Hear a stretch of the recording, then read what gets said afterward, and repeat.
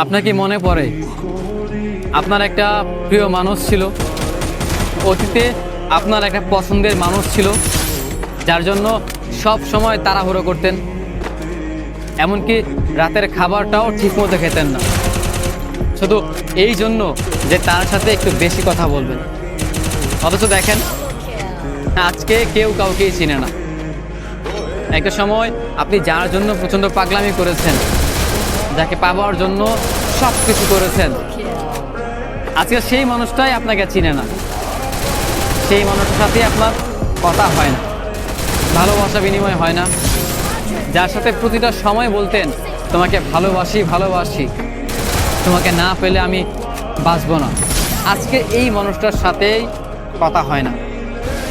আমার নিজেরও একটা মানুষ ছিল, প্রতিটা মানুষের জীবনে হয়তো একটা না একটা ভালোবাসার মানুষ থাকে, তেমনভাবে হয়তো আমার জীবনে একজন ছিল যাকে আমি বলতাম ভালোবাসি ভালোবাসি, প্রতিনিয়ত বলতাম তোমাকে ছাড়া আমি থাকতে পারবো না, যদি কখনো এই আমাকে ছেড়ে চলে যাও তবে আমি প্রচণ্ড এলোমেলো হয়ে যাব।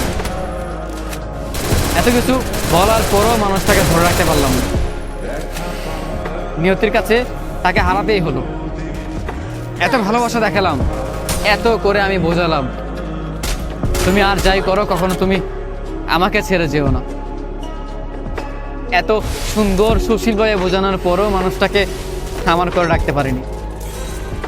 আমার এই একটা কষ্ট আজীবন থেকে যাবে, শুধু আমার নয়, যে মানুষকে ভালোবাসে, যত্নে রাখে, আগলে রাখে, সবটা দিয়ে আপন করে রাখে, সেই মানুষ